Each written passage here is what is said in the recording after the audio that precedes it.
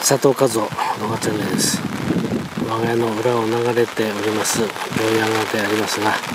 はりこの台